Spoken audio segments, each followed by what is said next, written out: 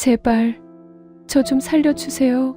꽃 한 송이 없는 병실, 2년째 식물인간으로 누워있던 여자가 떨리는 손으로 남긴 쪽지였습니다. 그녀는 깨어나 있었습니다. 하지만 절대 눈을 뜰 수 없었습니다. 한 달에 한두 번 얼굴만 비추는 남편, 매일 밤 그가 병실에서 나누는 통화에는 소름 끼치는 말들이 담겨 있었습니다. 눈을 뜨는 순간 자신에게 무슨 일이 벌어지는지 알았기에 이를 악물고 죽은 척 버텼습니다. 무려 2년을. 도대체 이 병실 안에서는 어떤 소름 끼치는 일들이 벌어지고 있었던 걸까요? 그리고 그녀는 왜 깨어나고도 눈조차 뜨지 못했던 걸까요? 영상이 시작되기 전 구독과 좋아요 부탁드립니다. 시청하고 계신 지역을 댓글로 남겨주시면 그 소중한 공간에 행복이 가득하기를 기원하겠습니다. 그날따라 수업이 늦게 끝났습니다. 지아는 문화센터 복도에 불을 끄고 수강생들이 두고 간 종이컵을 하나하나 정리한 뒤에야 건물을 나섰습니다. 바깥에는 이미 비가 내리고 있었어요. 우산을 펼치며 주차장 쪽으로 걸음을 옮기는데 어디선가 익숙한 웃음소리가 들려왔습니다. 남편의 웃음소리였습니다. 지아의 발이 멈췄습니다. 주차장 구석, 가로등 불빛이 겨우 닿는 자리에 남편의 차가 서 있었습니다. 조수석 창문이 살짝 열려 있었고 그 틈으로 새어나오는 목소리는 분명 남편의 것이었습니다. 그런데 그 옆에 또 다른 목소리가 있었습니다. 여자 목소리였어요. 낮고 달콤하고 너무나 편안한 톤이었습니다. 지아는 자기도 모르게 한 발짝 더 가까이 다가갔습니다. 우산을 쥔 손이 떨리기 시작했지만 몸은 멈추질 않았습니다. 차 뒤쪽으로 돌아가 옆면이 보이는 각도에 섰을 때 지아의 눈에 들어온 장면은 이런 것이었습니다. 남편이 유라의 턱을 손으로 감싸 쥐고 입술을 맞추고 있었습니다. 세상이 조용해졌습니다. 빗소리도 주차장 환풍기 돌아가는 소리도 아무것도 들리지 않았습니다. 지아의 손에서 핸드폰이 미끄러져 바닥에 떨어졌습니다. 딱 하는 소리가 젖은 콘크리트 위에 울렸습니다.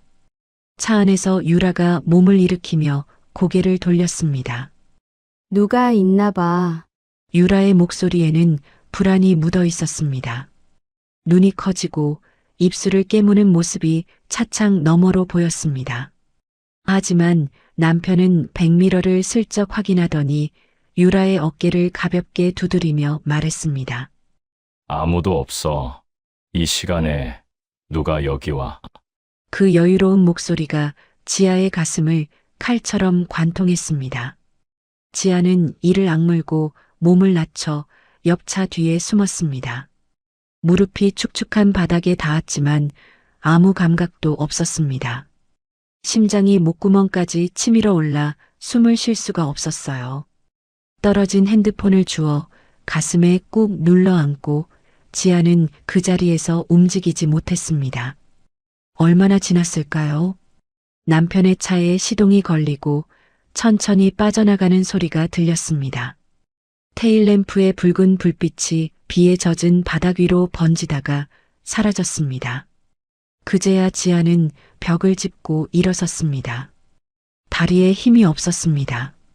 온몸이 물에 빠진 것처럼 무거웠고 눈앞이 뿌옇게 흔들렸습니다. 지아는 자신의 차에 올라탔습니다. 시동을 걸었지만 손이 너무 떨려서 기어를 넣는 데만 한참이 걸렸습니다. 와이퍼를 켰는데 운전석 쪽 와이퍼가 제대로 작동하지 않았습니다.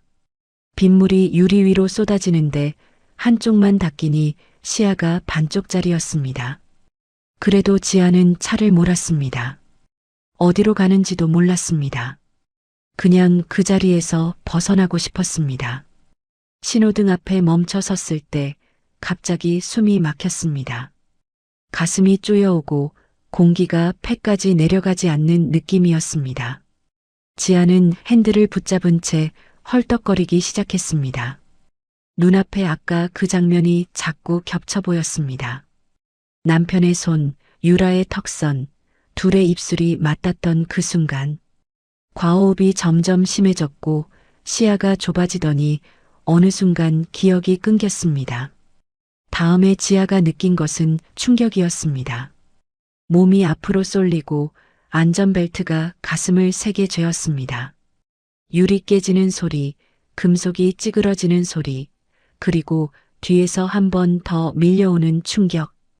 교차로에서 신호를 놓친 지아의 차가 옆에서 오던 차와 부딪혔고 그 충격으로 뒤따라오던 차까지 추돌한 것이었습니다.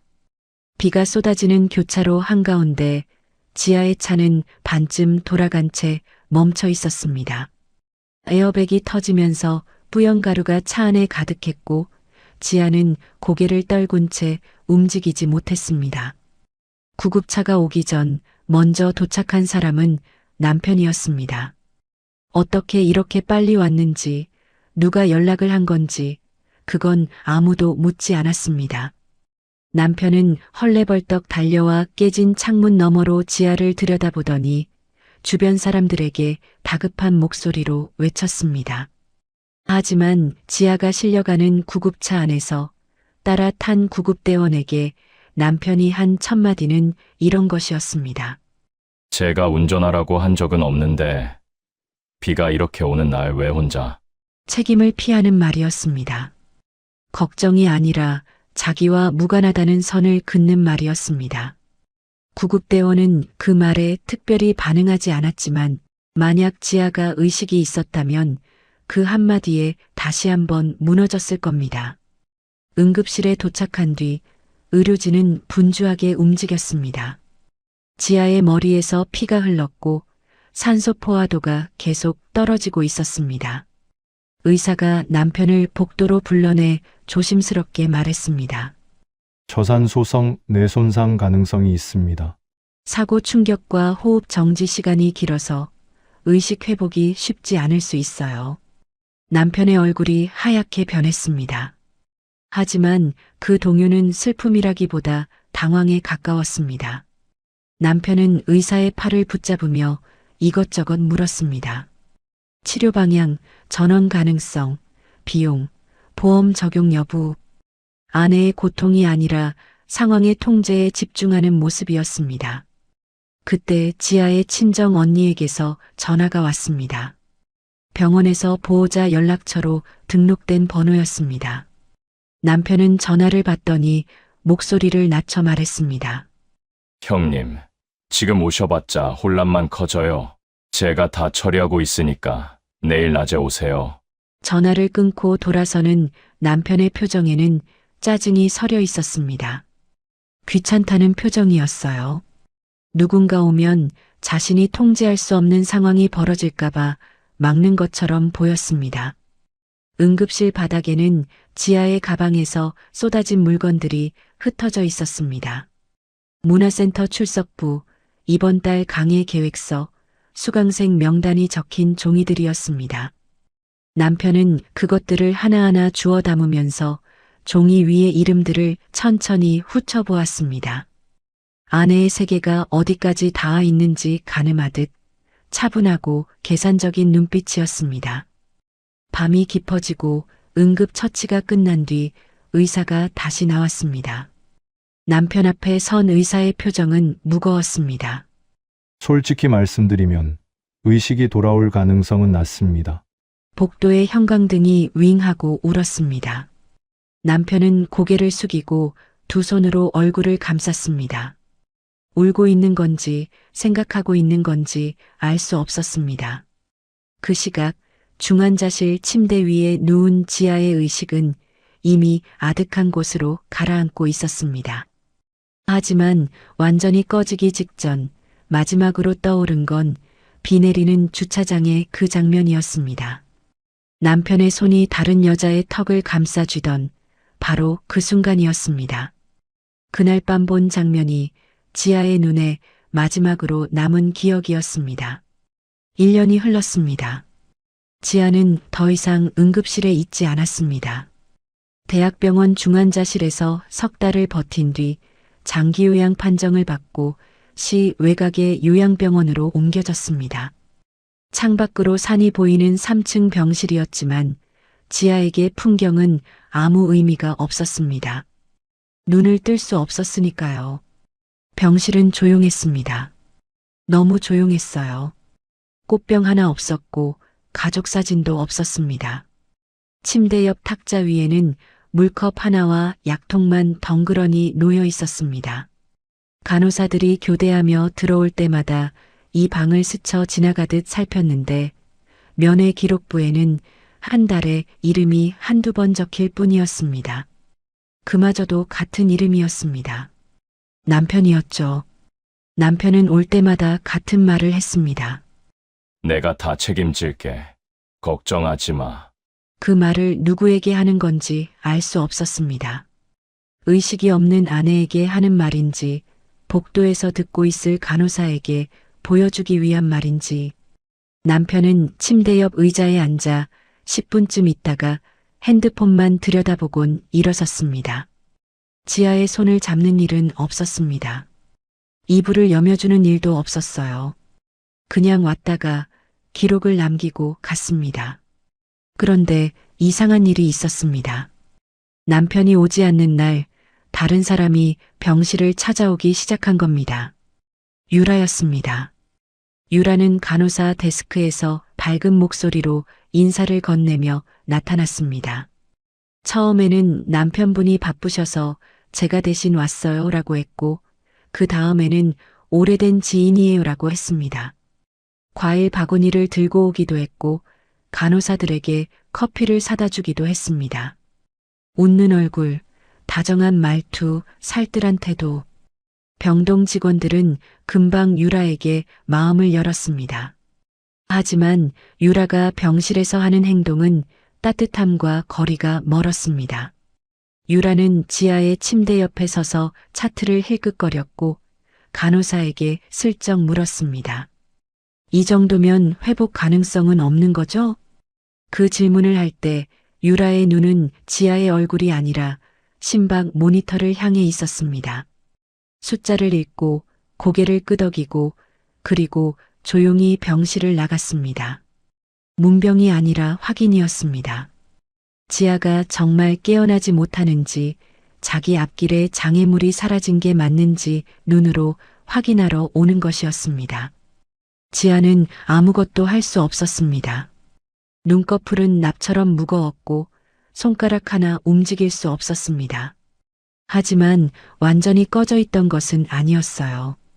아주 가끔 간호사가 이불을 정리하며 부르는 콧노래가 희미하게 귓속으로 스며들 때가 있었습니다. 소독약 냄새가 코끝을 찌를 때 눈꺼풀이 미세하게 떨린 적도 있었습니다. 하지만 그때마다 간호사는 고개를 갸웃거리다가 차트에 변화 없음이라고 적고 지나갔습니다. 착각이라고 생각한 거였죠. 한편 남편은 병원 상담실을 자주 찾았습니다. 하지만 상담 내용은 아내의 회복이 아니었습니다. 요양 등급 재판정이 가능한가요? 지금 등급으로는 간병비 지원이 부족해서요. 보험 쪽에서 서류를 요청하는데 진단서 양식을 좀 바꿔주실 수 있나요? 남편의 입에서 나오는 단어는 늘 같았습니다. 등급, 비용, 보험, 서류. 지아라는 사람은 그 대화 속에서 이름이 아니라 숫자였습니다. 치료비가 얼마이고 보험금이 얼마이고 한 달 유지비가 얼마인지 남편은 아내의 삶을 돈으로 계산하고 있었습니다. 그러던 어느 날 병원 사회복지사가 남편에게 조심스럽게 말했습니다. 보호자 동의 서류가 좀 많은데요. 혹시 환자분 친정 쪽에도 연락을 드려볼까요? 가족 동의가 필요한 항목이 있어서요. 남편의 표정이 순간 굳었습니다. 입꼬리가 내려가고 눈이 차갑게 가라앉았습니다. 하지만 금방 부드러운 미소를 만들며 대답했습니다. 아, 친정 쪽은 제가 따로 연락드리고 있어요. 어머님이 연세가 있으셔서 직접 오시기 어렵거든요. 제가 알아서 할게요. 사회복지사는 고개를 끄덕였지만 남편이 돌아선 뒤 서류 더미를 다시 들여다보았습니다. 위임장, 동의서, 치료 방향 결정서, 보호자 한 사람의 서명으로 채워진 서류가 비정상적으로 많았습니다. 남편이 맡고 있는 건 친정만이 아니었습니다. 지아가 문화센터에서 함께 일하던 동료가 병원에 연락을 해왔을 때도 남편은 단칼에 잘랐습니다. 환자 안정을 위해 면회를 제한하고 있습니다. 가족 외에는 어렵습니다. 간호사에게 그렇게 전해달라고 했고 간호사는 그대로 전했습니다. 동료는 꽃다발을 들고 로비까지 왔다가 그냥 돌아갔습니다.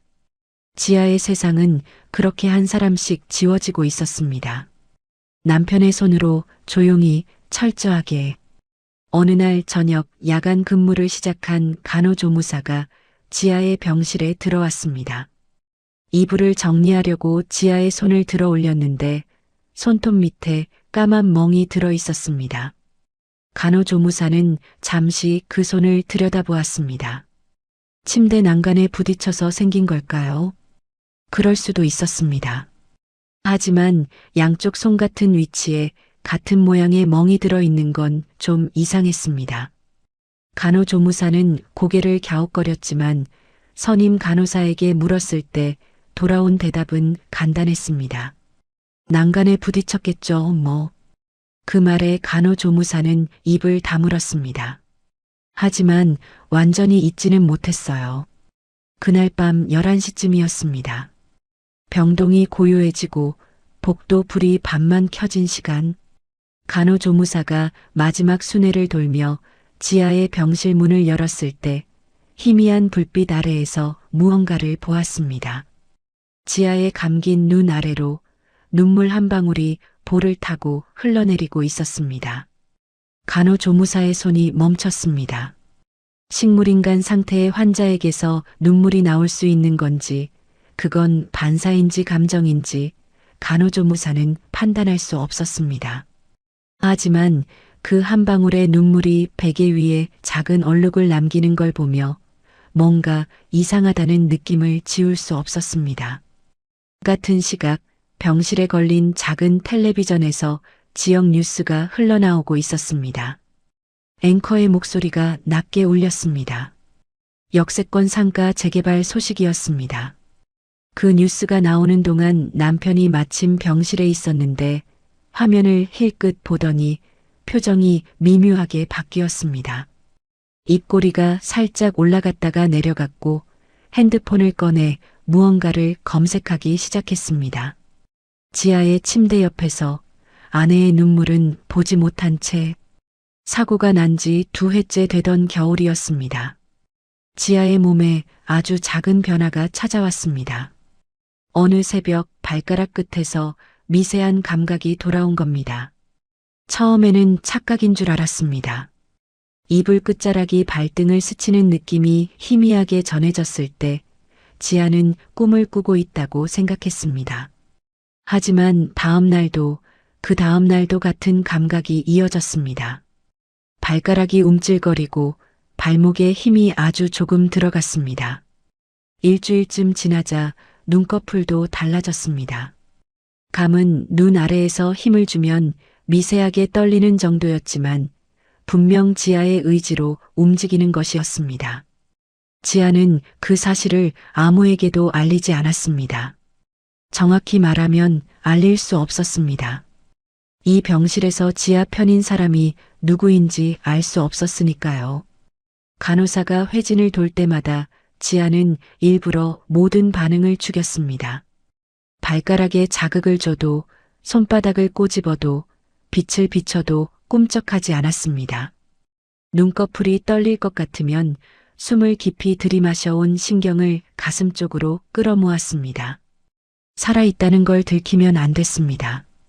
왜 그런지는 아직 설명하기 어려웠지만 본능이 그렇게 말하고 있었습니다. 그리고 그 본능이 옳았다는 걸 지아는 곧 알게 됩니다. 어느 새벽이었습니다. 시계가 없어도 알 수 있었습니다. 병동이 가장 고요해지는 시간, 복도의 발소리가 완전히 사라지는 때, 아마 새벽 2시에서 3시 사이였을 겁니다. 병실 문이 열리는 소리가 나더니 익숙한 구두 소리가 들어왔습니다. 남편이었습니다. 남편은 평소에 이 시간에 오는 사람이 아니었습니다. 면회 시간도 아니었고 이런 새벽에 요양병원까지 올 이유가 없었습니다. 남편은 침대 옆을 지나 창가 쪽으로 갔습니다. 커튼을 반쯤 친 자리에 서더니 핸드폰을 꺼내 어딘가에 전화를 걸었습니다. 신호음이 2번 울린 뒤 상대가 받았고 남편의 목소리가 낮게 깔렸습니다. 나야. 지금 병원이야. 전화기 너머로 여자 목소리가 들렸습니다. 유라였습니다. 스피커폰은 아니었지만 새벽 병실은 숨소리도 들릴 만큼 조용했기에 유라의 말이 또렷하게 들려왔습니다. 보험금은 언제쯤 나와? 남편이 한숨을 내쉬며 대답했습니다. 그 전에 명의 정리부터 해야 돼. 상가 명의가 아직 이 사람 앞으로 되어 있어서. 이 사람. 남편은 아내를 그렇게 불렀습니다. 이름도 아니고 관계도 아닌 그냥 이 사람. 지아의 심장이 세게 뛰기 시작했습니다. 손가락 끝이 저릿하게 떨렸지만 지아는 이를 악물고 참았습니다. 움직이면 안 됩니다. 절대로. 남편의 통화는 계속되었습니다. 유라가 무언가를 물었고 남편이 잠시 뜸을 들이더니 조심스럽게 말했습니다. 담당 의사한테 약 좀 더 세게 해달라고 할까? 진정제를 좀 더 올리면 아예 반응이 없어질 텐데. 그 말이 지아의 귀에 꽂혔습니다. 숨이 멎는 것 같았습니다. 약을 더 세게. 반응이 없어지게. 그건 치료가 아니었습니다. 그건 천천히 아무도 모르게 지아를 지우겠다는 말이었습니다. 유라가 불안한 목소리로 물었습니다. 근데 친정에서 눈치채면 어떡해? 남편의 대답은 짧고 단호했습니다. 연락 못하게 해놨어. 번호도 바꿨고 병원에도 가족 외 면회 금지 걸어놨으니까. 그러니까 그랬던 겁니다. 친정 언니가 오지 않았던 것도 문화센터 동료가 발길을 끄는 것도 전부 남편이 맡고 있었던 겁니다. 지아를 세상과 끊어놓은 건 사고가 아니라 남편이었습니다. 지아는 분노로 온몸이 불에 타는 것 같았습니다. 이불 아래에서 손톱이 손바닥을 파고들었습니다. 소리를 지르고 싶었습니다. 눈을 번쩍 뜨고 저 사람의 목덜미를 잡고 싶었습니다. 하지만 움직이면 끝이었습니다. 지금 깨어났다는 걸 들키면 남편은 방법을 바꿀 겁니다. 더 확실한 방법으로. 지아는 폐 속의 공기를 천천히, 아주 천천히 내보내며 심장 박동을 가라앉혔습니다. 남편이 전화를 끊고 병실을 나간 뒤에도 지아는 오랫동안 움직이지 않았습니다. 눈을 감은 채 천장이 있을 방향을 올려다보았습니다. 눈물이 관자놀이를 타고 흘렀지만 소리는 내지 않았습니다. 그때 지아의 감긴 눈 위로 어둠 속에서 무언가가 떠올랐습니다. 천장 모서리에 달린 작은 카메라였습니다. 병실 CCTV. 며칠 전 간호사가 교대하면서 카메라 각도가 좀 틀어졌네라고 중얼거린 적이 있었습니다. 그 소리를 기억해낸 지아는 카메라가 어느 쪽을 비추고 있는지 조금씩 파악하기 시작했습니다. 침대 쪽인지 창가 쪽인지 남편이 전화한 그 자리가 찍히는지. 며칠 뒤 야간 근무를 하던 간호조무사가 다시 지아의 병실에 들어왔습니다.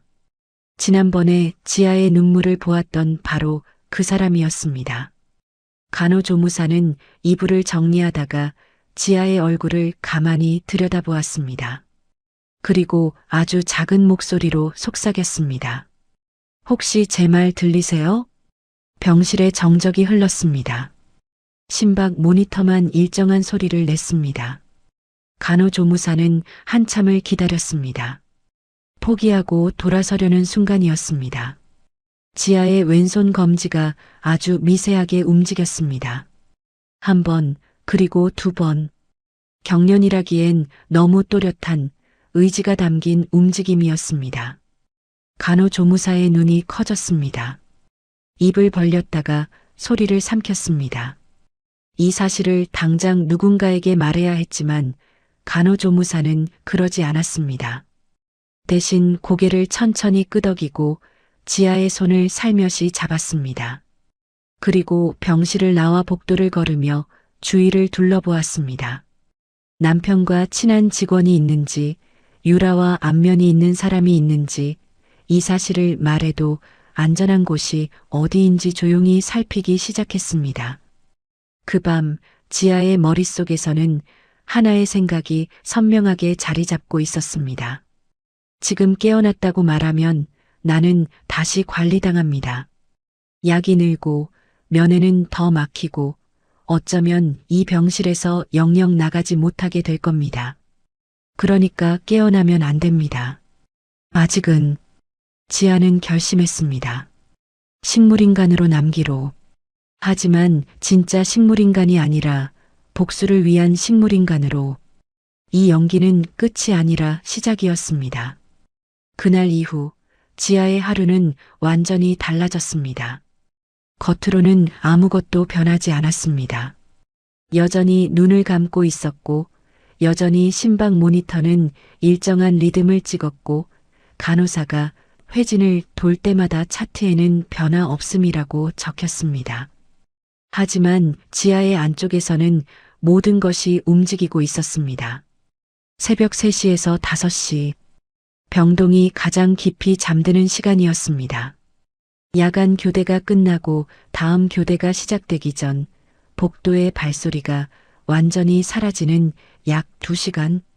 지아는 그 시간을 기다렸습니다. 매일 한치의 오차 없이 이불 속에서 발가락을 움직이는 것부터 시작했습니다. 10번 오므렸다 펴기를 반복하고 발목을 아주 천천히 돌렸습니다. 일주일이 지나자 발목을 위아래로 꺾을 수 있게 되었고 2주일이 지나자 무릎을 살짝 굽힐 수 있게 되었습니다. 이불이 들썩이면 안 되니까 움직임은 늘 최소한이었습니다. 온 신경을 다리 한쪽에 모아 힘을 주고 근육이 떨릴 때까지 버틴 뒤 천천히 풀어주는 것. 그 단순한 동작을 매일 새벽 반복했습니다. 이마에 땀이 맺혔지만 소리 하나 내지 않았습니다. 손가락 훈련은 더 조심스러웠습니다. 침대 난간을 잡는 연습을 할 때는 난간 안쪽 시트가 걸리는 부분만 이용했습니다. CCTV에 잡히지 않는 각도였습니다. 엄지와 검지로 난간 틈을 짚는 연습을 했고 그 다음에는 물건을 쥐는 연습으로 넘어갔습니다. 처음에는 이불 모서리를 잡는 것도 벅찼지만 한 달이 지나자 작은 물건 정도는 쥘 수 있게 되었습니다. 이 모든 과정에서 지아를 도운 사람이 있었습니다. 야간 간호조무사였습니다. 그 간호조무사는 지아의 손가락이 2번 움직인 날 이후로 태도가 달라졌습니다. 겉으로는 다른 직원들과 똑같이 행동했지만 야간 순회를 돌 때마다 지아의 병실에서 유독 오래 머물렀습니다. 그리고 어느 날 밤 간호조무사가 지아의 베개 밑에 작은 종이를 밀어 넣었습니다. 접힌 메모지 위에 볼펜으로 적힌 글씨는 이랬습니다. 지금부터 제가 도울게요. 지아는 그 종이를 손가락 끝으로 더듬어 읽었습니다. 글자의 형태를 손끝 감각으로 파악하는데 오래 걸렸지만 그 한 줄을 이해한 순간 지아의 눈에서 눈물이 흘렀습니다. 이 병원에서, 이 고립된 세계에서 누군가가 자기 편이 되어주겠다는 말이었으니까요. 그때부터 둘 사이에 쪽지가 오갔습니다. 간호조무사가 베개 밑에 메모를 넣으면 지아는 새벽에 침대 난간 틈에 짧은 답을 꽂아두었습니다. 글씨는 엉망이었습니다. 떨리는 손가락으로 겨우 쓴 것이라 알아보기 어려웠지만 간호조무사는 한 글자씩 해독해냈습니다. 지아가 처음 쓴 단어는 녹음기였습니다. 그리고 그 다음은 필요였습니다. 간호조무사는 이틀 뒤 가족면회가 뜸한 오후 시간에 작은 소형 녹음기를 가져왔습니다.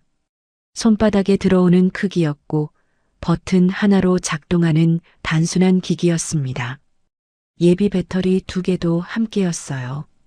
간호조무사는 지하의 침대 프레임 아래쪽 매트리스가 걸리는 철제 부분에 의료용 테이프로 녹음기를 고정했습니다.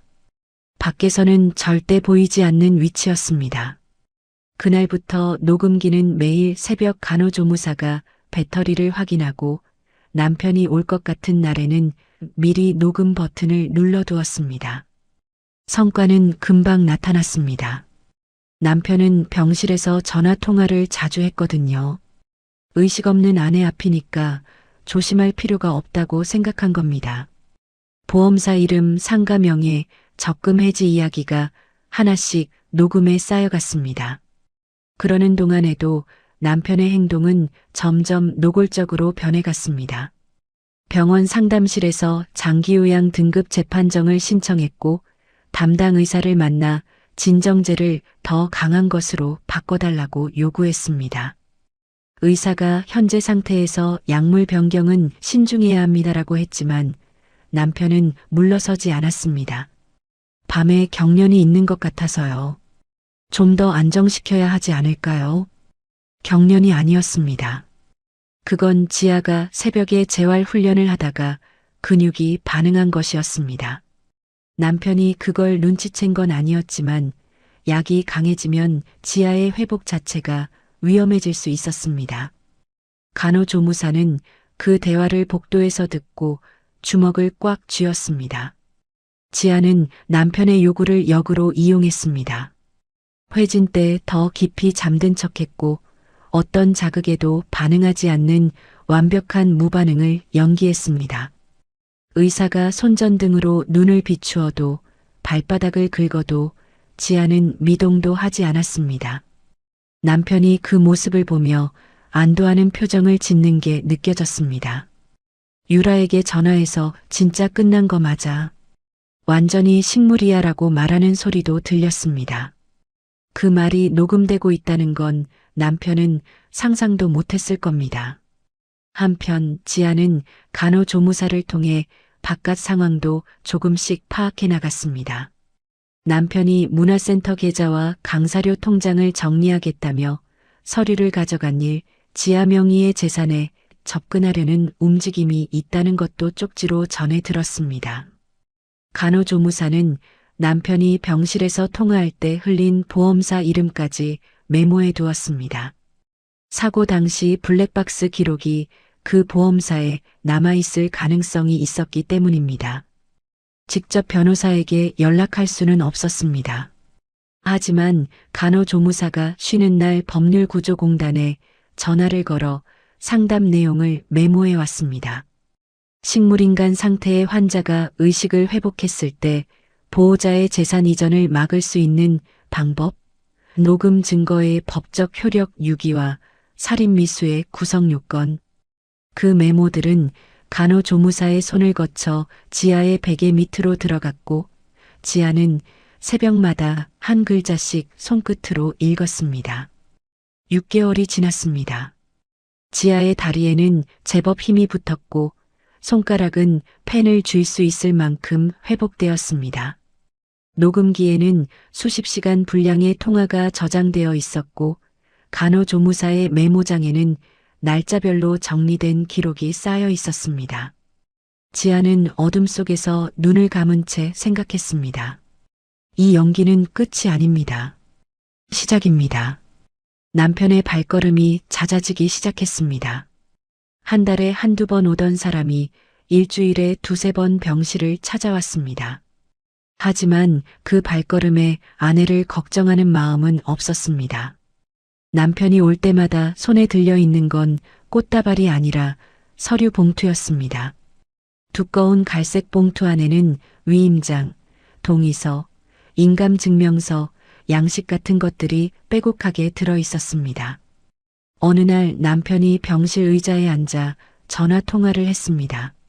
목소리는 낮았지만 조용한 병실에서는 모든 소리가 또렷하게 들렸습니다. 치료비 때문에 대출을 받아야 하는데 상가 명의가 아직 마누라 앞이라서 적금도 해지해야 하고 보험 수익자도 바꿔야 해. 전화 너머에서 누군가가 뭐라고 대답했고 남편은 고개를 끄덕이며 말을 이었습니다. 그래서 위임장을 받으려고. 의식이 없으니까 대리 서명으로 해야지. 어떻게 해? 지아는 이불 속에서 손톱이 손바닥에 박히도록 주먹을 쥐었습니다. 상가는 지아가 결혼 전부터 모은 돈으로 산 것이었습니다. 적금도 보험도 전부 지아의 것이었습니다. 남편은 아내의 의식이 없는 틈을 타서 그 모든 걸 자기 손에 넣으려는 것이었습니다. 며칠 뒤 유라가 병실에 나타났습니다. 평소와 다르게 눈이 빨갛고 손에 손수건을 쥐고 있었습니다. 간호사 데스크 앞에서부터 연기는 시작되었습니다. 유라는 눈물을 훔치며 간호사에게 말했습니다. 언니가 이렇게 누워 계시니까 제가 너무 마음이 아파서요. 뭐라도 돕고 싶은데. 병실에 들어온 유라는 지아의 침대 옆에 앉아 손을 잡았습니다. 차갑고 가는 손가락이 지아의 손등을 감쌌습니다. 지아는 온 신경을 집중해 아무런 반응도 보이지 않았습니다. 유라가 가까이 고개를 숙이며 속삭였습니다. 언니, 제가 돕고 싶어요. 정말이에요. 그 목소리에는 눈물기가 묻어 있었지만 지아는 알 수 있었습니다. 유라의 손끝에 긴장이 없었습니다. 떨림도 없었습니다. 진심으로 슬픈 사람의 손은 그렇지 않습니다. 유라의 손은 차분했고 건조했고 계산적이었습니다. 유라가 나간 뒤 남편이 들어왔습니다. 가방에서 서류를 꺼내 침대 옆 탁자 위에 펼쳤습니다. 위임장이었습니다. 남편은 지아의 오른손을 들어 올려 펜을 쥐어주려 했습니다. 의식 없는 환자의 손에 펜을 쥐어주고 그 손을 잡아 서류 위에 끌어다 서명 흉내를 내려는 것이었습니다. 지아의 심장이 미친 듯이 뛰었습니다. 손에 펜이 쥐어지는 감촉이 느껴졌고 남편의 손이 위에서 지아의 손을 감싸 쥐었습니다. 따뜻해야 할 그 손이 이렇게 섬뜩할 수 있다는 게 믿기지 않았습니다. 남편이 손을 움직이려는 순간 지아는 일부러 손가락을 뻣뻣하게 경직시켰습니다. 마치 근육이 굳은 것처럼 경련이 일어난 것처럼 보이게 만든 겁니다. 펜이 손에서 미끄러져 바닥에 떨어졌습니다. 남편이 혀를 찼습니다. 이것도 안 되나? 남편은 펜을 주어 다시 시도했지만 지아의 손은 매번 같은 방식으로 굳었습니다. 의사가 말한 근육 경직 증상과 똑같은 반응이었기에 남편은 결국 포기하고 서류를 가방에 도로 넣었습니다. 간호조무사는 그날 밤 야간 순회를 돌며 탁자 위에 남아있던 서류 자국을 확인했습니다. 펜 자국이 살짝 남은 위임장 양식, 날짜가 적혀 있는 서류 표지. 간호조무사는 날짜와 서류 종류를 메모장에 적었습니다. 그리고 남편이 서명을 시도한 시간과 상황도 함께 기록했습니다. 이 기록이 나중에 증거가 될 수 있다는 걸 간호조무사는 법률구조공단 상담을 통해 알고 있었습니다. 서명이 실패하자 남편의 방향이 바뀌었습니다. 며칠 뒤 남편은 법무사를 한 명 데리고 병원에 왔습니다. 양복을 입은 중년 남자가 서류 가방을 들고 병실 앞까지 왔지만 병원 규정에 막혔습니다. 의식불명 환자의 병실에 외부인이 들어와 법적 절차를 진행하는 건 허용되지 않았기 때문입니다. 남편이 복도에서 법무사와 이야기하는 소리가 들렸습니다. 그럼 집으로 모시고 가면 되잖아요. 자택 요양으로 전환하면 병원 규정은 상관없으니까. 법무사가 고개를 끄덕이며 대답했습니다. 그게 낫겠습니다. 집에서 하면 절차가 훨씬 수월하죠. 지아는 그 대화를 듣는 순간 온몸에 소름이 돋았습니다. 집이 아닙니다. 집으로 데려간다는 건 병원이라는 울타리 밖으로 끌어내겠다는 뜻이었습니다. 간호조무사도 없고 CCTV도 없고 아무도 지켜보지 않는 곳. 거기서 무슨 일이 벌어져도 아무도 모를 겁니다.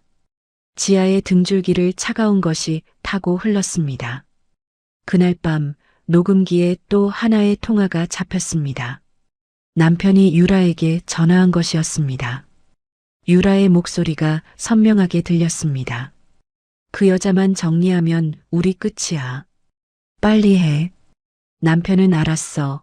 조금만 기다려라고 대답했고 전화가 끊겼습니다. 그 여자, 유라가 지아를 부르는 방식이었습니다. 이름도 언니도 아닌 그냥 그 여자. 며칠 뒤 간호조무사가 쪽지를 넣어왔습니다. 남편이 지아의 휴대폰 회선을 해지하고 번호를 변경하려 한다는 내용이었습니다. 이미 통신사에 보호자 자격으로 서류를 냈다고 했습니다. 지아의 마지막 연결고리마저 끊으려는 것이었습니다. 그리고 다음 면회 때 남편이 밝은 표정으로 말했습니다. 공기 좋은데 한번 다녀올까? 산 쪽으로 한번 나가보자. 그 말투는 다정했습니다. 마치 아픈 아내를 위해 나들이를 계획하는 남편처럼 들렸습니다. 하지만 지아는 알고 있었습니다. 그 다정함의 끝에 무엇이 있는지. 지아는 눈을 감은 채 생각했습니다. 날짜를 세기 시작해야 합니다. 남편이 움직이기 전에 먼저 준비를 끝내야 합니다.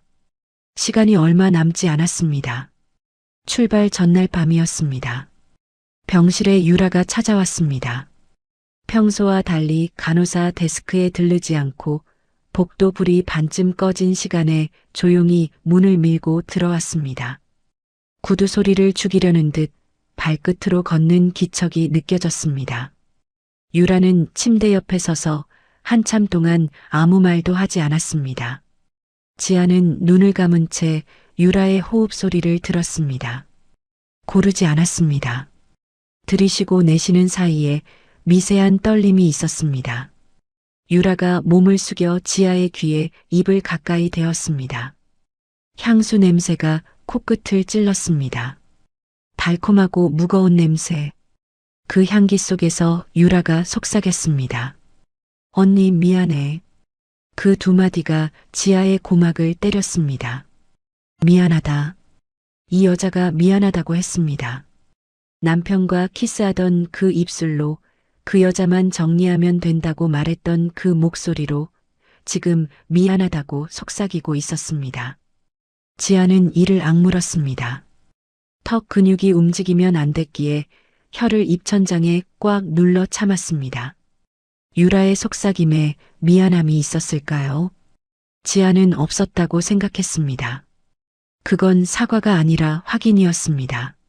내일이면 끝난다는 걸 아니까 마지막으로 한번 보러 온 것뿐이었습니다. 유라는 침대 위에 지아를 내려다보며 무언가를 확인하듯 고개를 끄덕이더니 소리 없이 병실을 나갔습니다. 유라가 떠난 뒤 간호조무사가 들어왔습니다. 야간 순회 시간보다 조금 이른 때였습니다. 간호조무사는 지아의 이불을 정리하는 척하며 옷 안쪽에 작은 종이 한 장을 밀어 넣었습니다. 접힌 메모지 위에는 볼펜 글씨가 빼곡하게 적혀 있었습니다. 긴급 전화 바로 가능한지 확인. 위치 공유 자동 설정 확인. 배터리 충분한지 확인. 녹음기 옷 안쪽으로 이동 완료.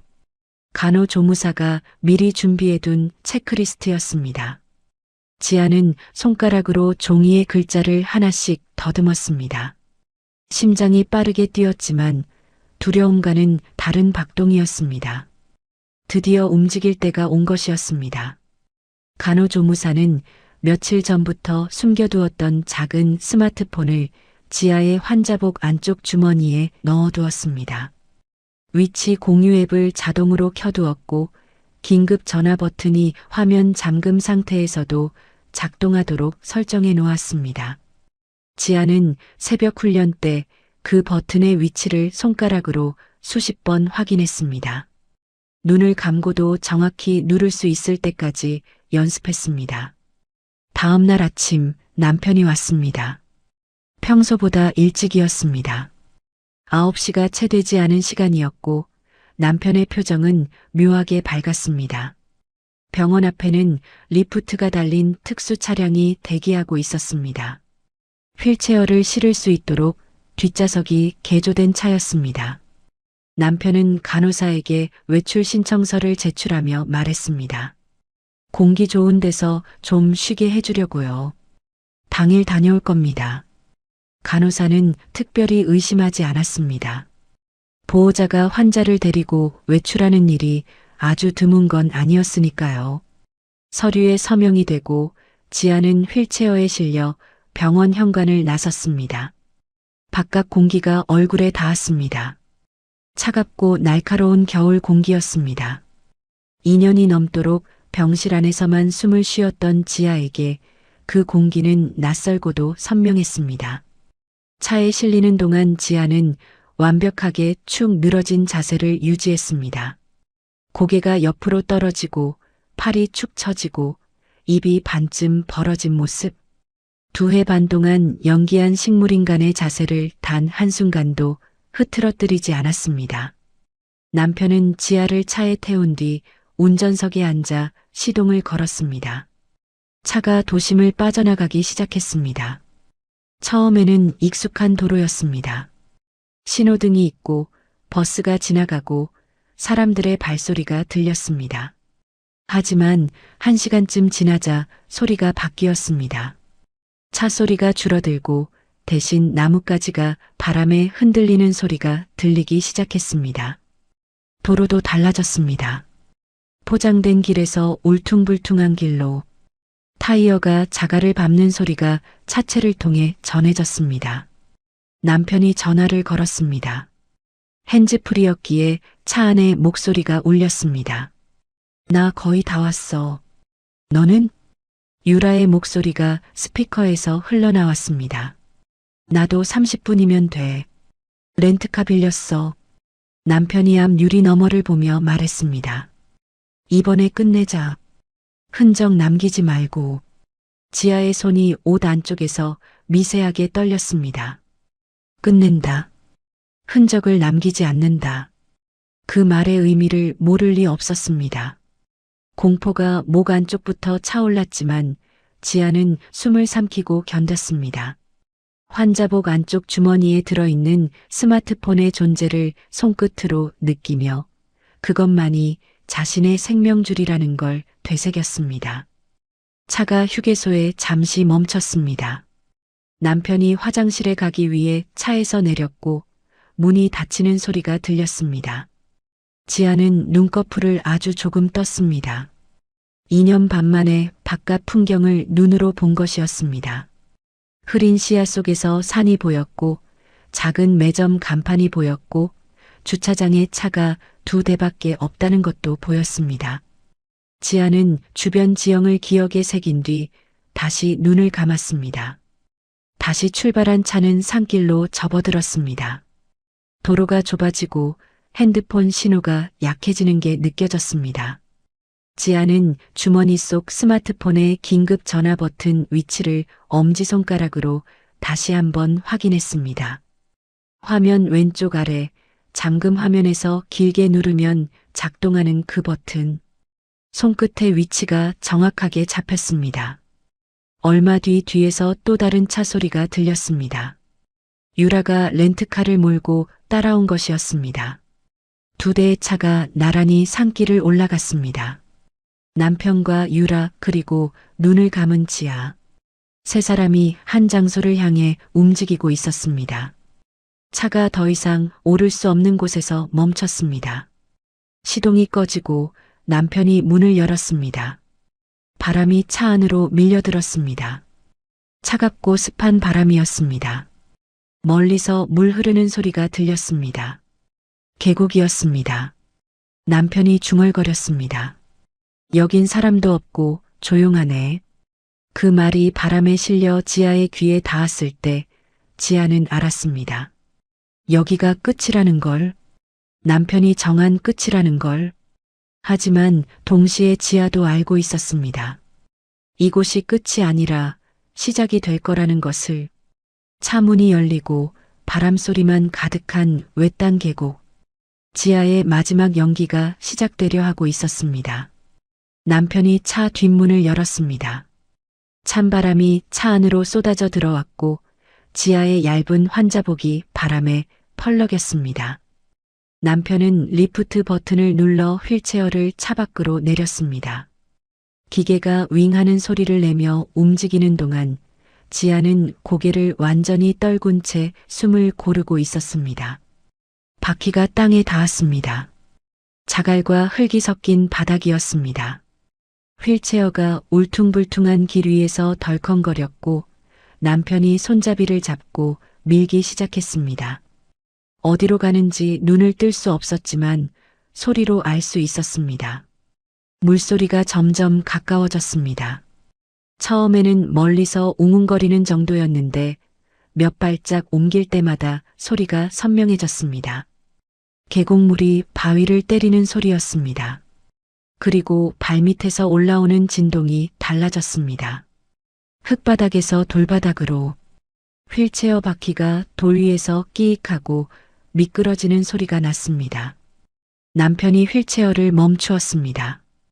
바람이 아래에서 위로 불어 올라왔습니다. 절벽이었습니다.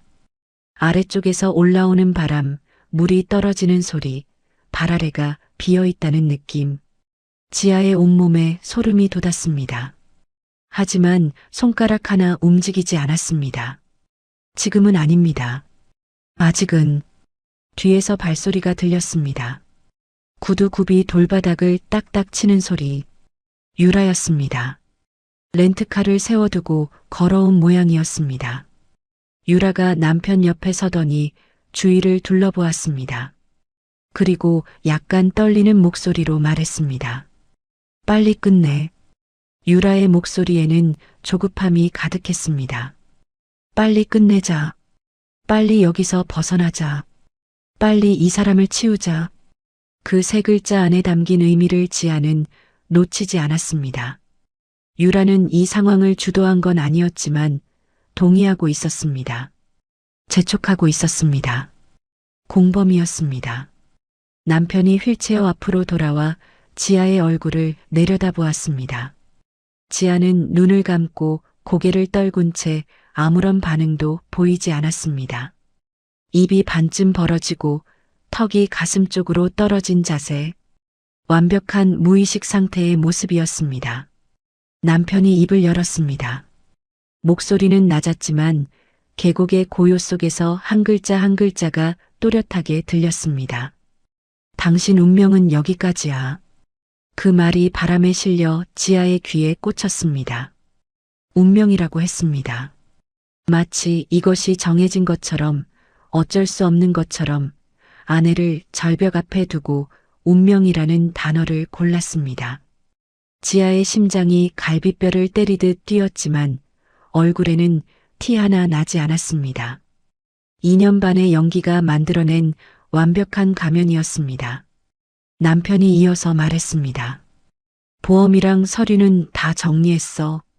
이제 우리도 살아야지. 우리. 남편이 말하는 우리의 지아는 없었습니다.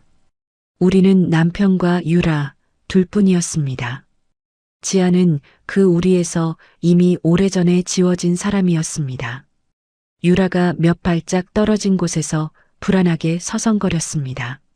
손톱을 물어뜯으며 주변을 두리번거리더니 갑자기 남편에게 다가와 낮은 목소리로 물었습니다. 근데 혹시 눈 뜨면 어떡해? 남편이 콧바람을 불며 대답했습니다. 약 먹였잖아. 출발 전에 진정제 2배로 넣었어. 깨어날 리가 없어. 약을 먹였다. 진정제를 2배로 넣었다. 그 말이 공기 중에 떠다니는 순간 지아의 옷 안쪽에 테이프로 고정된 녹음기가 조용히 돌아가고 있었습니다. 남편의 자백이 하나하나 기록되고 있다는 걸 그 두 사람은 상상조차 하지 못했습니다. 남편이 휠체어 뒤쪽 브레이크를 확인하는 듯한 동작을 했지만 잠그지는 않았습니다. 바퀴가 돌 위에서 살짝 미끄러지며 앞으로 몇 센티미터 움직였습니다. 절벽 가장자리까지 남은 거리가 줄어들고 있었습니다. 남편은 그걸 보면서도 브레이크를 잠그지 않았습니다. 아니, 일부러 잠그지 않은 것이었습니다. 남편이 유라를 향해 고개를 끄덕였습니다. 가자는 신호였습니다. 유라가 먼저 돌아서 걸었고 남편이 뒤따랐습니다. 두 사람의 발소리가 점점 멀어졌습니다. 자갈을 밟는 소리, 그리고 차 문이 열리는 소리, 시동이 걸리고 엔진 소리가 울렸습니다. 차가 움직이기 시작했습니다. 타이어가 자갈을 밟으며 돌아가는 소리가 서서히 작아졌습니다. 두 대의 차 소리가 산길을 내려가는 게 느껴졌습니다. 소리가 점점 희미해지고 결국 아무것도 들리지 않게 되었습니다. 계곡 물소리와 바람소리만 남았습니다. 지아는 움직이지 않았습니다. 열을 세웠습니다. 하나, 둘, 셋. 천천히, 아주 천천히. 혹시 돌아올지 모릅니다. 확인하러 다시 올 수도 있습니다. 넷, 다섯, 여섯. 숨을 고르며 귀를 세웠습니다. 차 소리는 돌아오지 않았습니다. 일곱, 여덟, 아홉, 열. 열을 센 뒤에도 지아는 조금 더 기다렸습니다. 바람이 얼굴을 스치고 차가운 공기가 폐 안으로 밀려들었습니다. 2년 반 만에 처음으로 아무도 지켜보지 않는 순간이었습니다. 병실의 CCTV도 남편의 눈도 유라의 시선도 없는 순간 지아의 오른손이 천천히 움직였습니다. 옷 안쪽 주머니를 더듬어 스마트폰을 꺼냈습니다. 떨리는 엄지손가락이 화면 위를 미끄러져 긴급 전화 버튼을 찾았습니다. 왼쪽 아래 수백 번 연습한 그 위치. 손가락이 버튼 위에 닿았고 지아는 길게 눌렀습니다. 연결음이 울렸습니다. 그와 동시에 지아는 녹음기가 돌아가고 있는지 옷 위로 살짝 눌러 확인했습니다. 미세한 진동이 느껴졌습니다. 살아있었습니다. 모든 증거가 살아있었습니다. 지아는 휠체어 팔걸이를 양손으로 잡았습니다. 손가락에 힘을 주었습니다. 팔뚝이 떨렸고 어깨 근육이 당겼습니다. 6개월 동안 새벽마다 훈련한 그 근육들이 지금 이 순간을 위해 깨어나고 있었습니다. 지아는 이를 악물고 팔에 힘을 모았습니다. 엉덩이가 좌석에서 떨어졌습니다. 무릎이 펴지고 발바닥이 돌바닥을 디뎠습니다. 휠체어가 뒤로 밀려나며 자갈 위에서 드르륵 소리를 냈습니다. 지아가 서 있었습니다. 두 다리로 자기 힘으로 절벽 앞에서 일어선 것이었습니다. 다리가 후들거렸고 무릎이 꺾일 것 같았지만 쓰러지지 않았습니다. 바람이 지아의 환자복을 세게 흔들었고 풀어진 머리카락이 얼굴을 때렸습니다. 스마트폰 너머로 긴급 전화가 연결되었습니다. 상담원의 목소리가 들렸습니다. 지아는 2년 반 만에 처음으로 입을 열었습니다. 목소리는 갈라지고 쉬었지만 한마디 한마디에 힘이 실려 있었습니다. 살인미수 신고합니다. 위치 추적해 주세요. 그리고 산 아래를 내려다보며 남편이 떠난 방향을 바라보며 지아는 말했습니다. 이제 내 차례입니다. 경찰이 도착하기까지 47분이 걸렸습니다. 지아는 그 시간 동안 휠체어에 다시 앉아 있었습니다. 서 있을 체력이 오래가지 못했기 때문입니다. 다리가 떨렸고 무릎이 풀려 주저앉을 뻔한 적도 있었습니다. 하지만 쓰러지지는 않았습니다. 돌바닥 위에 놓인 휠체어에 몸을 기대고 스마트폰을 무릎 위에 올려둔 채 산 아래를 내려다보았습니다. 바람이 매섭게 불었지만 지아의 눈은 흔들리지 않았습니다. 경찰차 2대가 산길을 올라오는 소리가 들렸습니다. 자갈을 밟는 타이어 소리, 그리고 무전기의 지직거림. 차가 멈추고 문이 열리더니 경찰관 4명이 내려 지하 쪽으로 달려왔습니다. 선두에 선 경찰관이 휠체어에 앉은 지아를 보고 잠시 멈칫했습니다. 환자복 차림의 맨발인 여자가 절벽 가장자리에서 홀로 앉아 있는 모습이 예상과 달랐던 것 같습니다. 신고자분이십니까? 지아가 고개를 끄덕였습니다. 경찰관이 다가와 무릎을 굽히고 눈높이를 맞추었습니다. 지아의 얼굴은 창백했고 입술은 추위에 파랗게 변해 있었지만 눈빛만은 놀랄 만큼 또렷했습니다. 지아는 천천히 말하기 시작했습니다. 목소리는 2년 반 동안 쓰지 않아 갈라지고 작았지만 한 문장도 흐트러지지 않았습니다. 저는 2년 반 전 교통사고 이후 식물인간 상태로 요양병원에 있었습니다. 의식이 돌아온 뒤에도 깨어났다는 걸 숨겼습니다. 남편과 그 여자가 저를 죽이려는 계획을 듣고 살아남기 위해 그렇게 할 수밖에 없었습니다. 경찰관의 표정이 변했습니다. 당혹감에서 집중으로 그리고 긴장으로. 경찰관은 무전기를 들어 본부에 연락했고 지아가 불러주는 남편의 차량 번호와 유라의 렌트카 정보가 즉시 전파되었습니다. 지아는 계속 말했습니다. 위치 공유 기록이 스마트폰에 남아있다는 것, 병원에서 출발해 이곳까지 오는 동안의 이동 경로가 전부 저장되어 있다는 것, 그리고 남편과 유라의 차량 동선도 같은 경로를 따라 확인할 수 있다는 것. 그리고 지아는 옷 안쪽에서 녹음기를 꺼냈습니다. 손바닥만 한 작은 기기였습니다. 의료용 테이프 자국이 묻어 있었고 배터리 표시등이 깜빡이고 있었습니다. 여기에 남편이 병실에서 한 통화 내용이 들어 있습니다. 보험금 이야기, 약물 조절 이야기, 그리고 오늘 이곳에서 한 말까지 전부요.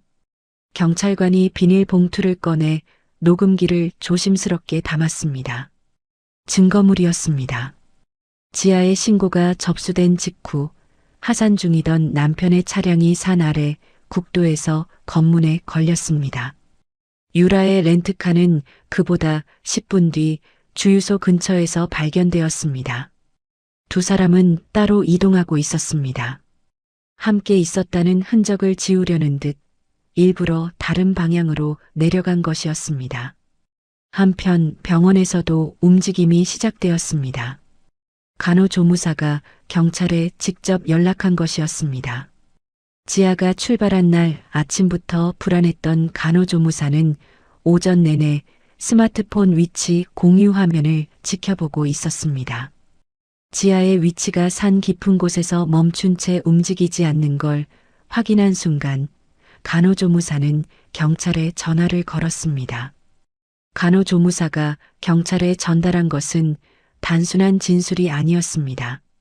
날짜별로 정리된 메모장이었습니다. 면회 제한 기록, 남편이 약물 변경을 요청한 날짜와 내용, 서명을 시도한 위임장의 종류와 날짜, 유라가 병실에 출입한 시간, 간호사와 나눈 대화 내용까지 6개월 동안 하루도 빠지지 않고 기록한 것이었습니다. 경찰은 이 기록을 바탕으로 보험사에 연락했습니다. 확인된 내용은 충격적이었습니다. 남편은 사고 후 3개월 만에 보험 수익자 변경 상담을 받았고 사망보험금 수령 조건을 문의한 기록도 남아 있었습니다. 지아가 살아있는 상태에서 아내의 죽음을 전제로 보험금을 계산하고 있었던 겁니다. 사고 당시의 기록도 다시 들여다보게 되었습니다. 블랙박스 데이터와 보험 접수 서류에서 남편의 초기 대응이 이상하다는 점이 드러났습니다. 사고 당일 밤 남편은 구급차보다 먼저 현장에 도착했는데 누가 연락했는지에 대한 기록이 없었습니다. 직접 범행을 저질렀다는 증거는 아니었지만 사고 전후 상황을 남편이 어느 정도 알고 있었을 가능성을 보여주는 정황이었습니다. 유라의 휴대폰 압수수색에서는 더 직접적인 증거가 나왔습니다. 검색 기록에 식물인간 회복 가능성, 보호자 재산관리 권한, 의식불명 환자, 사망 시 보험금 절차 같은 단어들이 줄줄이 나왔습니다. 단순한 호기심이라고 보기에는 검색 시기가 너무 정확했습니다. 남편과 통화한 직후에 검색한 기록이 대부분이었습니다. 경찰 조사실에서 남편은 처음에 여유를 부렸습니다. 치료비가 부담돼서 자연 좋은 데 데려간 거예요. 6이라니 말이 안 되죠. 하지만 녹음 파일이 재생되자 남편의 표정이 변했습니다. 자신의 목소리로 이번에 끝내자 약 먹였잖아 라고 말하는 부분이 조사실에 울려 퍼졌을 때 남편의 입이 굳게 닫혔습니다. 더 이상 변명할 말이 없었습니다. 그날 저녁 남편과 유라가 나란히 체포되었습니다. 체포 현장에서 잊을 수 없는 장면이 하나 있었습니다. 경찰서 앞에서 남편이 수갑을 찬 채 차에서 내릴 때 반대편에서 한 여자가 걸어오고 있었습니다. 환자복이 아니라 간호조무사가 가져다 준 평범한 옷을 입고 두 발로 천천히 하지만 분명하게 걸어오고 있었습니다. 지아였습니다. 남편의 얼굴이 하얗게 질렸습니다. 눈이 커지고 입이 벌어지고 온몸이 굳는 게 보였습니다. 2년 반 동안 침대에 누워 눈 한 번 뜨지 못하던 아내가 지금 자기 앞에서 걸어오고 있었습니다. 남편의 무릎이 풀리는 듯 비틀거렸고 옆에 있던 경찰관이 팔을 잡아 부축해야 했습니다. 지아는 남편 앞에서 멈추었습니다. 아무 말도 하지 않았습니다. 그냥 서서 두 눈으로 남편을 똑바로 바라보았습니다.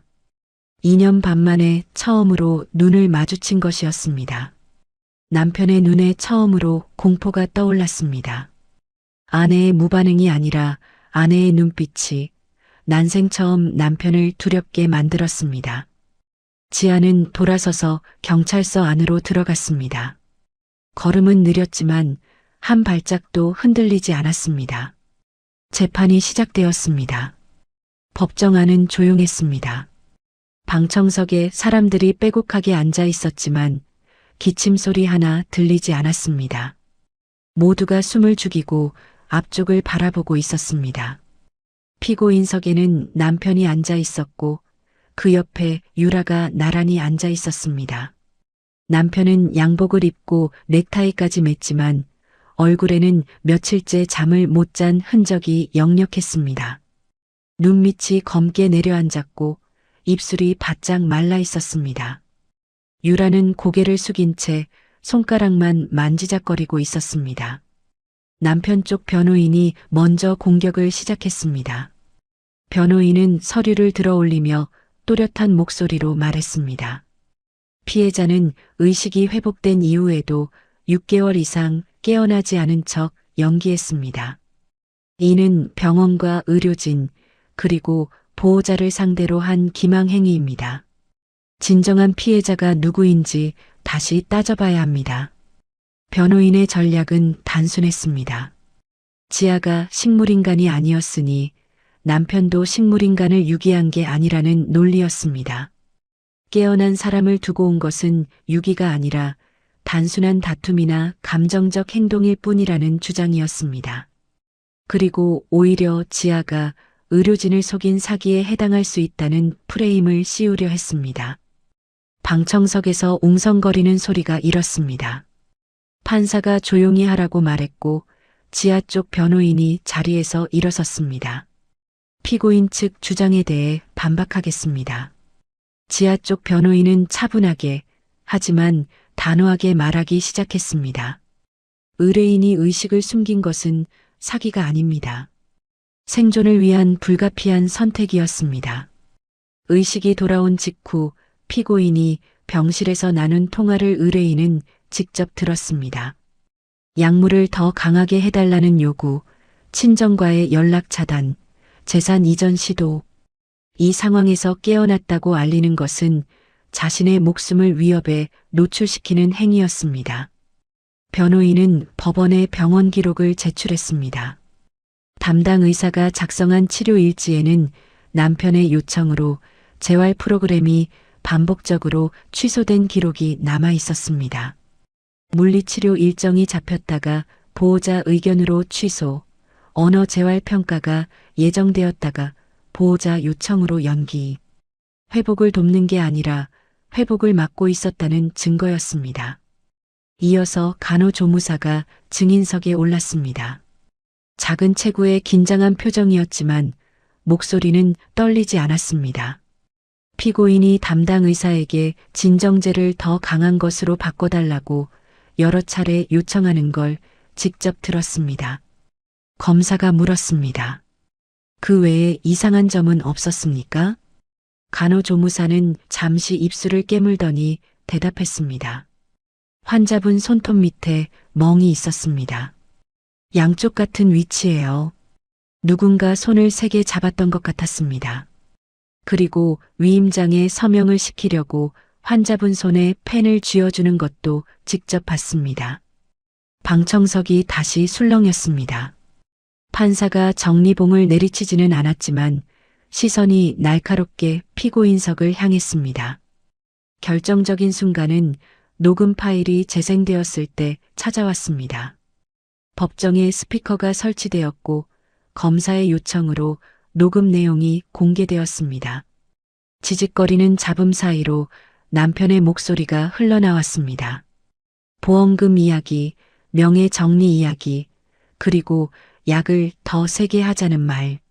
하나하나가 재생될 때마다 남편의 얼굴이 조금씩 굳어갔습니다. 그리고 유라의 목소리가 나왔습니다.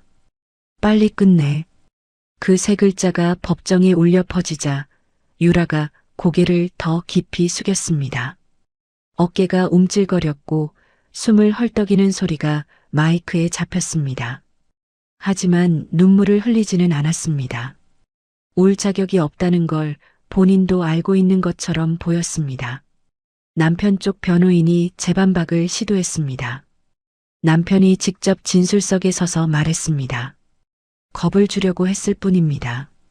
진짜로 해치려던 건 아닙니다. 하지만 검사는 준비된 자료를 하나씩 펼쳤습니다.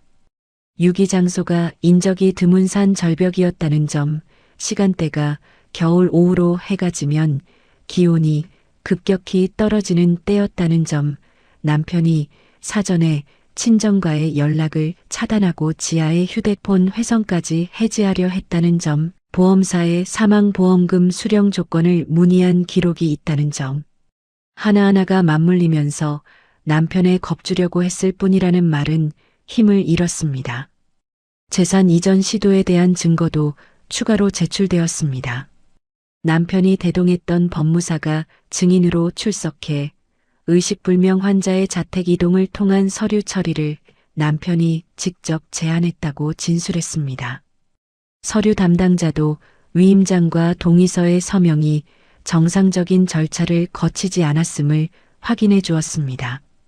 판사가 남편에게 직접 질문을 던졌습니다. 피고인은 환자의 회복을 위해 구체적으로 어떤 노력을 하셨습니까? 남편은 대답하지 못했습니다. 입을 열었다가 닫기를 몇 번 반복하더니 고개를 숙였습니다. 치료비를 냈다는 말밖에 할 수 없었고 그조차도 재활을 반복적으로 취소한 기록 앞에서는 설득력이 없었습니다. 마지막으로 지아가 진술석에 섰습니다. 지아는 법복을 입은 사람들 앞에서 천천히 입을 열었습니다. 목소리는 여전히 가늘었지만 법정 앞 모든 사람이 숨을 멈추고 들었습니다. 저는 복수하려고 연기한 게 아닙니다. 살아남으려고 버텼습니다. 눈을 뜨면 죽을 수도 있다는 걸 알았기 때문에 눈을 감고 있는 수밖에 없었습니다. 지아의 눈에 눈물이 고였지만 흘러내리지는 않았습니다. 지아는 끝까지 울지 않았습니다. 울면 약해 보일까 봐가 아니었습니다. 이미 충분히 울었기 때문이었습니다. 2년 반 동안 어둠 속에서 흘린 눈물이면 충분했습니다. 재판은 다음 기일로 넘어갔고 선고를 앞둔 날 저녁 지아는 혼자 걸었습니다. 병원이 아니라 오래전 다니던 문화센터 앞이었습니다. 불이 꺼진 건물을 올려다보며 지아는 한참 서 있었습니다. 그 안에서 수업을 하고 수강생들과 웃고 종이컵에 커피를 따르던 자신이 떠올랐습니다. 지아는 조용히 돌아서며 중얼거렸습니다. 내 삶을 되찾겠습니다. 선고일 아침, 지아는 일찍 일어났습니다. 재활병원의 좁은 병실 침대에서 몸을 일으켜 창가에 섰습니다. 해가 뜨고 있었습니다. 하늘이 진한 주황색에서 연한 노란색으로 번지고 있었고 그 빛이 유리창을 통해 지아의 얼굴 위로 내려앉았습니다. 따뜻했습니다. 2년 반 동안 병실 천장만 보며 누워있던 사람에게 아침 햇살은 그 자체로 하나의 사건이었습니다. 지아는 간호조무사가 가져다 준 옷으로 갈아입었습니다. 환자복이 아니라 평범한 블라우스와 긴 치마였습니다. 거울 앞에 서서 단추를 잠그는데 손가락이 떨렸습니다. 긴장 때문이 아니었습니다. 오랜만에 자기 옷을 입는다는 것, 자기 모습을 거울로 본다는 것, 그 단순한 일장이 낯설어서 떨린 것이었습니다. 법정에 도착했을 때 방청석은 전 기일보다 더 많은 사람으로 채워져 있었습니다. 지아는 시선을 앞으로 고정한 채 자리에 앉았습니다. 피고인석에 남편이 들어왔습니다. 양복은 구겨져 있었고 넥타이는 매지 않았습니다. 지난 재판 때와는 완전히 다른 모습이었습니다. 유라는 그 옆에 앉았는데 얼굴이 부어 있었고 눈을 한 번도 들지 못했습니다. 판사가 선고를 시작했습니다. 법정이 정적에 잠겼습니다. 판사의 목소리는 낮고 무게가 있었습니다. 남편에게는 살인미수, 유기, 사문서 위조, 강요 혐의가 인정되었습니다. 판사는 피고인이 의식불명 상태의 배우자를 이용해 재산을 탈취하려 했으며 회복을 방해하고 최종적으로 인적이 드문 장소에 유기한 행위는 계획적이고 지속적이었다고 말했습니다. 선고된 형량은 징역 12년이었습니다. 유라에게는 공모 혐의가 인정되었습니다. 범행을 직접 실행하지는 않았지만 계획 단계에서부터 관여했으며 현장에 동행하고 범행을 재촉한 점이 중하게 판단되었습니다. 유라의 형량은 징역 7년이었습니다. 선고가 끝나는 순간 남편이 고개를 떨궜습니다. 어깨가 떨렸지만 소리는 내지 않았습니다. 유라는 두 손으로 얼굴을 가리고 숨을 헐떡였습니다. 방청석에서 한숨소리가 여기저기서 새어나왔습니다. 지아는 움직이지 않았습니다. 판사의 마지막 말이 끝날 때까지 자리에 앉은 채 앞을 바라보았습니다. 울지 않았습니다. 웃지도 않았습니다. 그저 끝났다는 것을 천천히 받아들이고 있었습니다. 법정을 나선 뒤 지아가 가장 먼저 한 일은 변호사와 함께 재산 회복 절차를 시작한 것이었습니다. 남편이 시도했던 상가명의 이전은 무효 처리되었고 해지하려던 적금도 원상복구 신청이 들어갔습니다. 보험 수익자 변경도 철회되었습니다. 법률구조공단 변호사는 민사소송까지 함께 진행하겠다고 했습니다. 시간이 걸리겠지만 결국 돌아올 것이었습니다. 재판이 끝나고 며칠 뒤 유라 쪽에서 연락이 왔습니다. 유라의 변호사가 합의를 제안한 것이었습니다. 반성하고 있으며 피해자에게 직접 사과하고 싶다는 내용이었습니다. 지아는 그 제안을 듣고 잠시 침묵하더니 짧게 대답했습니다. 합의하지 않겠습니다. 변호사가 한 번 더 확인하듯 물었고 지아는 같은 말을 반복했습니다. 목소리는 담담했지만 단호했습니다. 흔들림이 없었습니다. 재활은 계속되었습니다. 지아는 매일 오전 물리치료를 받고 오후에는 걷기 연습을 했습니다. 2년 반 동안 쓰지 않았던 근육은 쉽게 돌아오지 않았습니다. 평행봉을 잡고 한 발짝 내딛는 것도 온몸에 땀이 날 만큼 힘들었습니다. 어느 날은 세 발짝을 걷다가 무릎이 꺾이며 바닥에 넘어졌습니다. 무릎에서 피가 났고 치료사가 달려와 부축하려 했습니다. 하지만 지아는 손을 저으며 스스로 일어섰습니다. 바닥에 손을 짚고 한쪽 무릎을 세우고 떨리는 다리에 힘을 주어 천천히 몸을 일으켰습니다. 넘어지고 다시 서는 것. 지아는 그걸 매일 반복했습니다. 어느 오후 재활병원 로비에 누군가 찾아왔습니다. 간호조무사였습니다. 요양병원을 그만두고 다른 곳으로 옮겼다고 했습니다. 손에 작은 종이 가방을 들고 있었는데 안에는 귤 몇 개와 손편지가 들어 있었습니다. 둘은 로비 의자에 나란히 앉았습니다. 간호조무사가 먼저 입을 열었습니다. 사실 저도 무서웠어요. 들키면 어쩌나, 제가 잘못하면 어쩌나.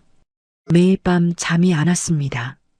지아가 고개를 돌려 간호조무사를 바라보았습니다. 간호조무사의 눈이 빨갛게 물들어 있었습니다. 근데 선생님 보면서 자꾸 우리 엄마가 생각났어요. 엄마도 아프셨을 때 아무도 안아줬거든요. 그때 내가 못해준 걸 선생님한테라도 해드리고 싶었습니다. 지아의 눈에 눈물이 고였습니다. 2년 반 동안 수없이 울었지만 이 눈물은 달랐습니다. 슬픔이 아니라 고마움이었습니다. 지아는 간호조무사의 손을 잡았습니다. 아무 말도 하지 않았지만 잡은 손에 힘이 들어가 있었습니다. 그것으로 충분했습니다. 2달 뒤 지아는 문화센터를 찾아갔습니다. 오래전 불이 꺼진 건물 앞에서 서성이던 그 장소였습니다. 하지만 이번에는 낮이었고 건물 안에 불이 켜져 있었습니다. 지아는 현관문을 밀고 들어갔습니다. 복도 냄새가 예전 그대로였습니다. 왁스 바른 바닥 냄새, 커피 냄새, 오래된 종이 냄새. 강의실 문 앞에 섰을 때 안에서 웃음소리가 들렸습니다. 새로운 강사가 수업을 하고 있었습니다. 지아는 문 앞에 서서 한참을 들었습니다. 그리고 조용히 돌아서려는데 뒤에서 누군가 불렀습니다. 선생님? 돌아보니 예전 수강생이었습니다. 머리가 하얗게 센 할머니가 2손을 모으고 서 있었습니다. 눈이 커지더니 입술이 떨렸습니다. 선생님, 다시 돌아오셔서 다행이에요. 지아는 웃었습니다. 오래간만에 진짜로 웃었습니다. 그날 저녁 지아는 혼자 공원 벤치에 앉아 하늘을 올려다보았습니다. 주머니에서 스마트폰을 꺼내 메모장을 열었습니다. 거기에는 오래전 어둠 속에서 떨리는 손가락으로 적어둔 문장이 하나 남아 있었습니다. 살아있는 사람은 결국 다시 서게 됩니다. 지아는 그 문장을 한참 들여다보았습니다. 그리고 스마트폰을 주머니에 넣고 자리에서 일어났습니다. 과거를 지우는 것이 아니라 정리하는 것, 잊는 것이 아니라 넘어가는 것. 지아는 그렇게 걷기 시작했습니다. 느리지만 멈추지 않는 걸음으로 햇빛이 비치는 길 위를 걸었습니다. 이 이야기 속 지아는 가장 가까운 사람에게 배신당하고 세상과 완전히 단절된 채 어둠 속에 갇혔습니다. 하지만 포기하지 않았습니다. 움직일 수 없는 몸 안에서도 살아남겠다는 의지 하나로 버텼고 결국 자기 힘으로 다시 일어섰습니다. 누구에게나 그런 순간이 있습니다. 모든 것이 끝난 것 같고 아무도 내 편이 없는 것 같은 순간. 하지만 그 어둠 속에서도 숨을 쉬고 있다면 아직 끝이 아닙니다. 지금 당신은 어떤 어둠 속에 있나요? 그리고 그 안에서 다시 일어설 준비가 되어 있나요? 살아있는 사람은 결국 다시 서게 됩니다. 오늘의 이야기가 마음 한켠을 살며시 눌러주었다면 앞으로도 당신의 하루에 포근한 위로가 될 이야기들로 찾아올게요. 구독과 좋아요는 인생 포근이 계속 숨을 쉴 수 있는 큰 힘이 됩니다. 그리고 오늘 이야기의 주인공에게 남기고 싶은 따뜻한 한마디 댓글로 들려주세요. 당신의 나날이 언제나 포근하길 인생 포근이 응원합니다.